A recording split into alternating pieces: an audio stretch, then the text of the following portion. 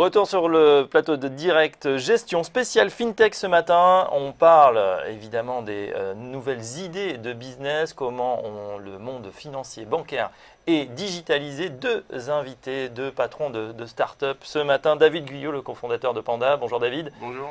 Et Cédric Tessier de FinExCap. Bonjour Fabrice.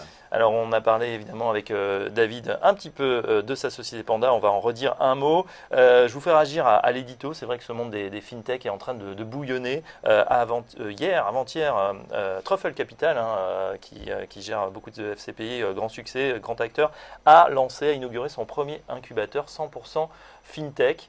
Ça bouillonne en ce moment, on a l'impression qu'il y a beaucoup d'argent qui arrive sur ces nouveaux marchés. Ah, tout à fait, alors donc c'est une superbe initiative de la part de Truffle Capital. On avait aussi signalé l'initiative de la ville de Paris qui a aussi lancé son incubateur il y a de ça quelques années sur justement toutes ces sociétés. À l'époque, on ne les appelait pas encore des FinTech, mais quelque part innovantes dans le secteur de la finance. Aujourd'hui, on le voit avec le web et nous en avons profité et on les remercie encore. Un mot, on rappelle ce que c'est un incubateur, peut-être tout le monde ne sait pas. C'est une pépinière, en fait, c'est en gros un immeuble, en fait, une grande salle où vous allez retrouver en fait pas mal de sociétés start-up en fait innovantes dans un secteur. Il y avait à chaque fois des pôles innovants, c'était les fameux pôles de finance innovation, dans lesquels on va laver des secteurs à la fois dans le crowdfunding, dans justement les paiements, dans des façons de lever de l'argent. Paiement mobile, des applications. Et nous on en a profité justement sur la partie distribution de produits. Et on reste en général 1 an, 2 ans, exactement, le temps que la société un an, voilà, ils nous ont permis d'avoir des conditions financières qui nous ont permis de nous lancer, parce que la partie quand on est une start-up au début, c'est un peu difficile, il y a une traversée du désert. Et voilà, c'est bien en fait d'être aidé à ce moment-là. Et c'est vrai qu'il y a un énorme bouillonnement. Aujourd'hui, on les appelle FinTech, mais un bouillonnement en fait sur le mode de distribution, sur le mode en fait de communication pour les entreprises et vis-à-vis du grand public. Donc aujourd'hui, en effet, on l'a vu sur tous les secteurs de l'économie, Internet a bouleversé les modes de communication et distribution. Donc nous, on s'est dit que ça pouvait être intéressant d'aller justement proposer le mode de distribution de produits bancaires auprès des clients par cet intermédiaire. Voilà, donc alors des produits dépôt. Vous disiez justement, c'est vrai qu'on a l'impression que tout apparaît maintenant. Le Panda s'est créé en 2009. On va passer la parole à Cédric Tessier. Cédric, vous c'est FinExCap, on va en dire un mot. Juste avant, effectivement, juste sur ce point FinTech, tout le monde a ça à la bouche, on dirait que c'est le nouveau .com, comme il y a 15 ans. Là, c'est la folie FinTech. Un mot d'analyse justement sur ce secteur que vous connaissez bien aussi.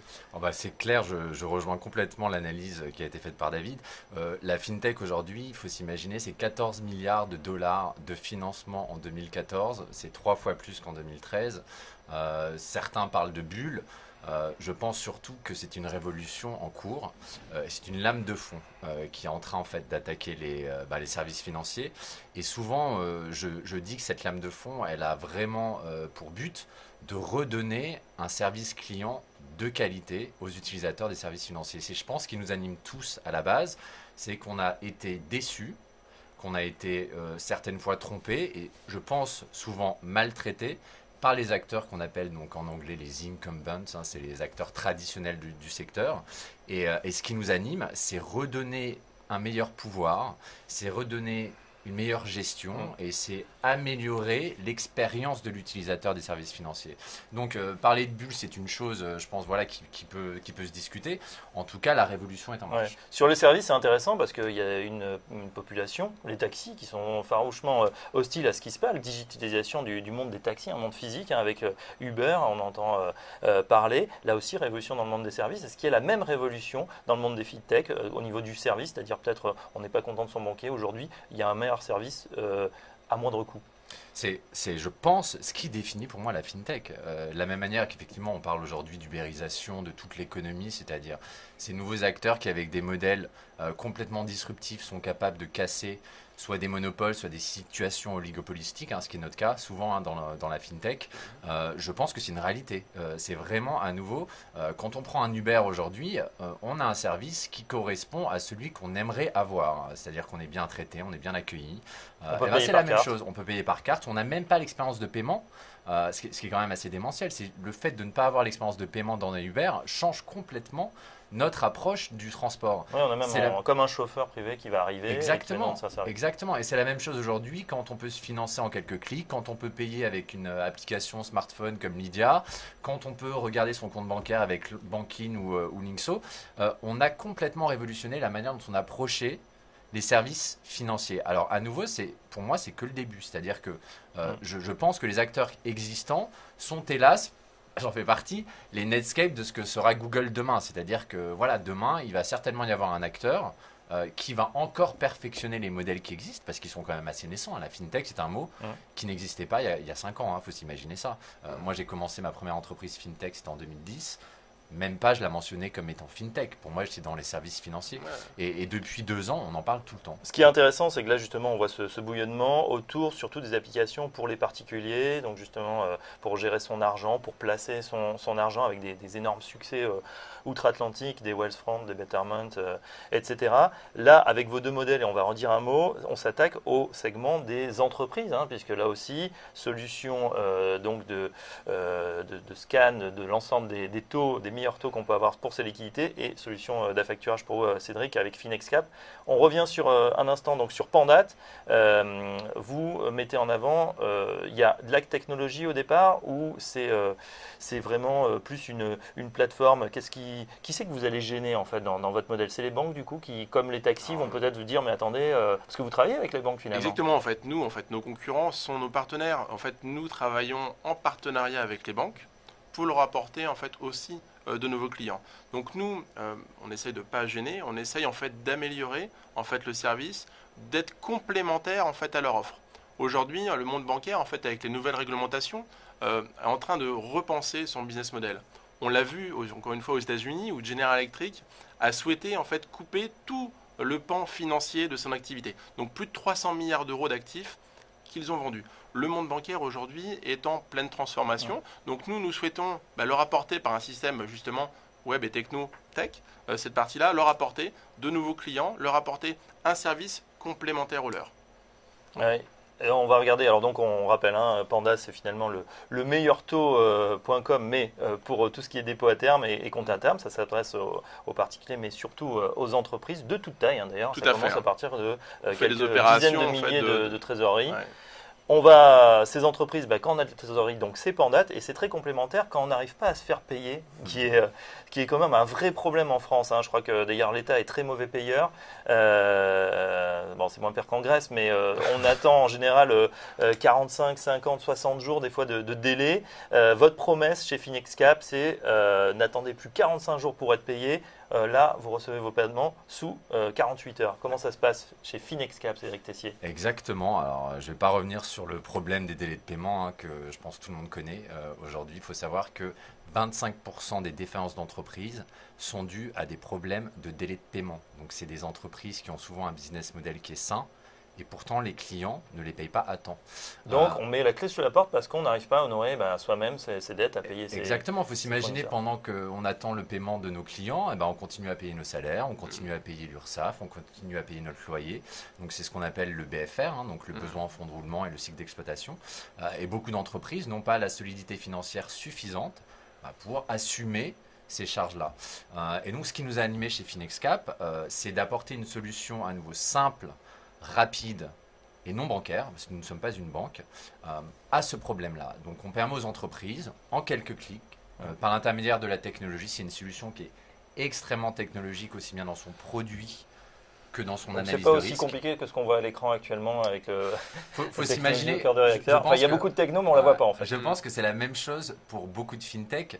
Ce qui nous anime, c'est à nouveau comme on essaye de révolutionner l'expérience utilisateur, le produit de l'utilisateur doit être simple, facile, lisible, mais dessous, c'est littéralement une usine. Vous imaginez faire des services financiers, c'est pas une technologie qu'on crée en 3 semaines avec 2 développeurs. C'est, dans mon cas, on a 33 personnes en interne, j'ai 19 développeurs, il faut s'imaginer.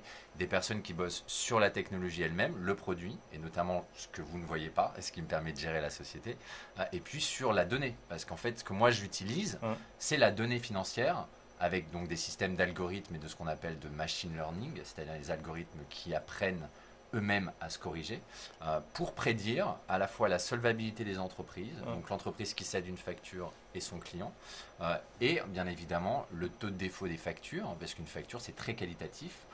Je peux être un fournisseur qui est noté AAA par Standard & Poor's, vous êtes mon client David, à la fin de la journée, si je vous fournis, je donne souvent cet exemple, c'est un peu trivial, hein, du papier toilette, à moins que vous soyez dans la restauration ou peut-être dans l'hôtellerie, vous risquez de me payer en retard. Je peux être à l'inverse une start-up, donc inconnue au bataillon, à la pointe de cette technologie.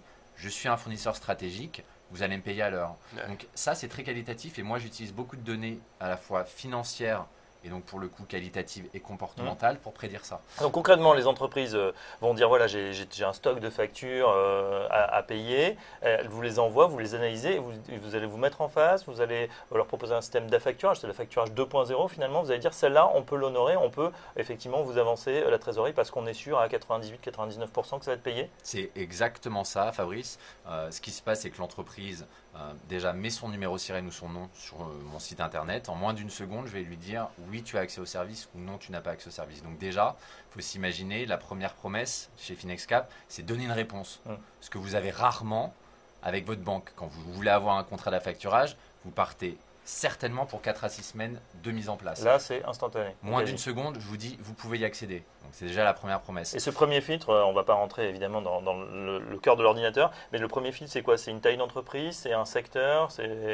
Pas du tout. C'est également, mon modèle, il est agnostique de la taille des entreprises, de l'ancienneté des entreprises et du chiffre d'affaires. Je finance aujourd'hui des entreprises qui ont plusieurs dizaines de millions d'euros de chiffre d'affaires, comme je finance des startups qui ont littéralement 3 mois d'existence. Même pas 3 ans, c'est 3 mois d'existence. Ces entreprises-là, elles n'ont pas accès à la facturage.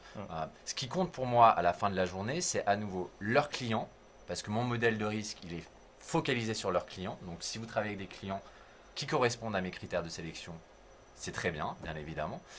Et la relation qu'ils ont avec leurs clients à nouveau, pour moi, c'est une relation qui est très qualitative et c'est là-dessus que j'interviens.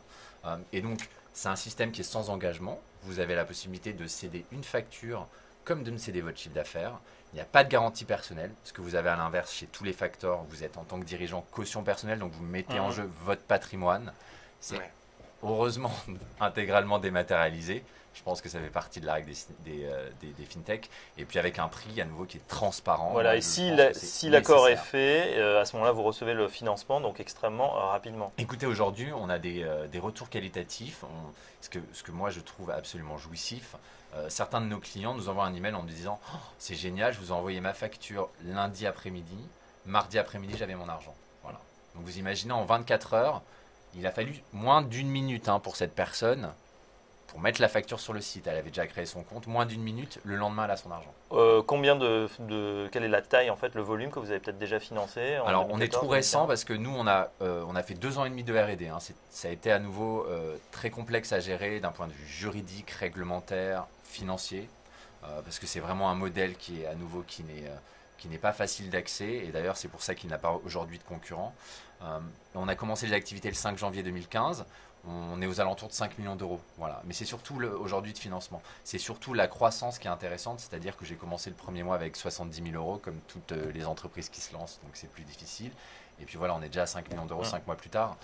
Donc voilà, c'est la trend qui est intéressante. Et voilà, et la fameuse traction, donc vous allez vous aussi à votre tour intéresser peut-être des venture capital. Effectivement, on va en parler tout ça dans la deuxième partie. Juste reviens sur David Guyot chez Pandat, là aussi quelques chiffres. Combien vous avez Je vais juste revenir sur un point, en fait, un point commun qui nous anime, en fait, c'est l'expérience utilisateur.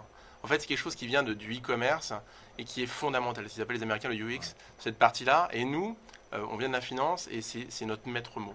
C'est-à-dire que l'expérience utilisateur, est-ce qu'ils reviendront nous voir? Est-ce qu'ils en parleront à leurs collègues? C'est hyper important. Et ça, je trouve que ça transpire de ce que tu dis, Cédric. Sûr, et nous, c'est ce qui nous anime aussi de la même façon. Oui, parce que c'est vrai que quand on compare au délai bancaire, la facturage, ça va être long, on va se rentrer dans un process, on ne sait pas combien ça va coûter. Et on ne va pas leur dire c'est difficile, on va leur dire on va y arriver.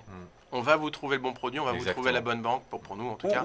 Ou aussi, la réponse est très importante. C'est-à-dire même si on vous dit non, à un moment, c'est bien aussi de le savoir. Parce qu'on a besoin d'agilité, surtout dans les petites, moyennes structures. On va se dire, bon, là, ça ne marche pas, je vais essayer de trouver autre chose, je vais me débrouiller autrement. Mais d'être dans l'attente, effectivement, pendant plusieurs semaines d'une réponse, des fois de bancaires ou d'autres institutions, c'est assez compliqué. Voilà.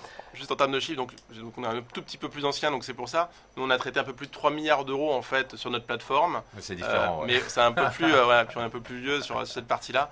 Mais voilà, on a toujours ce petit côté aussi start-up et on se rappelle toujours les premiers deals, les premières opérations pour nos clients et au service de nos clients. Alors on va rentrer dans un instant justement dans le détail, comment vous financez vous-même, comment vous gagnez de l'argent, quelles sont les perspectives de vos différents modèles, le marché potentiel. C'est dans la deuxième partie du débat, dans un instant sur Direct Gestion. À tout de suite.